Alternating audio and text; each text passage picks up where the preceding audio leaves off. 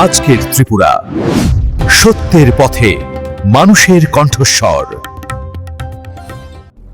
নমস্কার, আমি সুজাতা। আজকের বিশেষ সংবাদে আপনাদের স্বাগত। এক নজরে দেখে নেব আজকের ত্রিপুরার কিছু গুরুত্বপূর্ণ ঘটনা।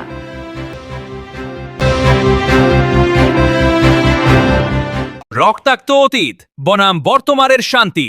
2004 সালের 23শে জুলাই তৎকালীন শাসক দলের হাতে নৃশংসভাবে খুন হওয়া সমাজকর্মী খগেন্দ্র দেবনাথের স্মরণে কল্যাণপুরে গর্জে উঠল বিজেপি।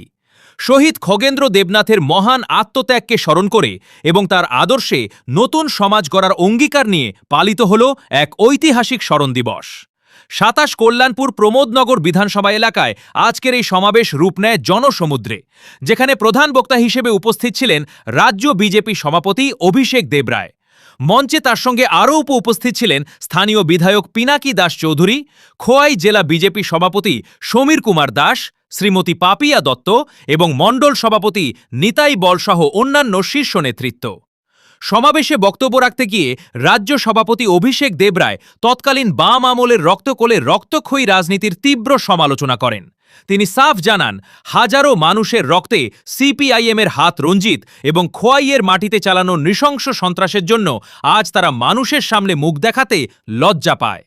বক্তারা দৃঢ়ভাবে তুলে ধরেন যে বামেদের সেই অন্ধকার অধ্যায় পেরিয়ে বর্তমান বিজেপি সরকারের আমলে ত্রিপুরায় প্রতিষ্ঠিত হয়েছে শান্তি ও সুশাসন।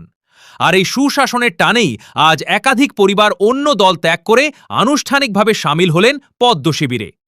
আজকের এই ঐতিহাসিক মহাসমাবেশ প্রমাণ করে দিল যে কল্যাণপুরে বিজেপির জনভিত্তি আজ ইস্পাত কঠিন। কল্যাণপুর থেকে ব্যুরো রিপোর্ট, আজকের ত্রিপুরা। আগামী 2047 সালের আগে না দেশে না রাজ্যে আগামী দিনে একটা বিধান করা করতে পারবে।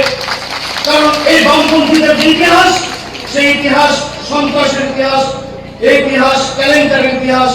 The communists are not human beings according to my best knowledge. এটা ইতিহাস বলেছে, যারা কমিউনিস্ট তাদের মধ্যে মানুষত্ব নেই, তারা মানুষের ভালো চায় না। তাই যখন যেখানে কমিউনিস্ট এসেছিল, যখন চলে গেছে বিদেশে দেশে, আর কমিউনিস্টরা কখনো ফিরে আসতে পারেনি। অথচ ওই নিষ্ঠুর সন্ত্রাসী কমিউনিস্টরা সেই মদমত্ত হয়ে প্রেম করে রক্তের হুলি খেলেছে সেই খগেন্দ্রের রক্ত দিয়ে। তারা কি মানুষ? সারা শরীর সিগারেট দিয়েছে,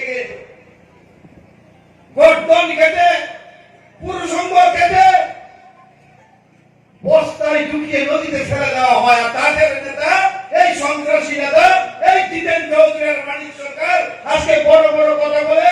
আমি আপনাদের বলতে চাই, মাতৃশক্তিকে বলতে চাই, ওই জাহাজে ওই সন্ত্রাসী কমিউনিস্ট যেখানে দেখবেন ব্যারিকেড করে এলাকাটাকে বিতরণ করবেন, এটাই আমাদের প্রতিজ্ঞা। তাহলে আমাদের খগেন্দ্র আত্মার শান্তি হবে। 1611 চুরি 466, বৈরিহানা 695, গৃহদাহ 118। মানিক সরকারের শাসন 90 সালে ফেব্রুয়ারি মাস আস্তে আস্তে খুন হয় 466 জন, আত্মহত্যা করতে, যেটা বললাম। আর মানিক সরকার 98-এ যখন চতুর্থবার মুখ্যমন্ত্রী হন, যখন হন, ওনার শাসনকালে প্রথম 112 দিনে নিহত 118, অপহৃত 97, ধর্ষিতা 29, নারী নির্যাতন 66। অর্থাৎ ওনার শাসনকালে 112 দিনে প্রতিদিন একজনের বেশি খুন হয়েছে। গণতন্ত্রের কথা বলছেন, লজ্জা লাগে না আপনাদের? ন্যূনতম লজ্জা থাকা উচিত। খুন সন্ত্রাস ছাড়া ত্রিপুরা রাজ্যে আপনারা করেছেন কি?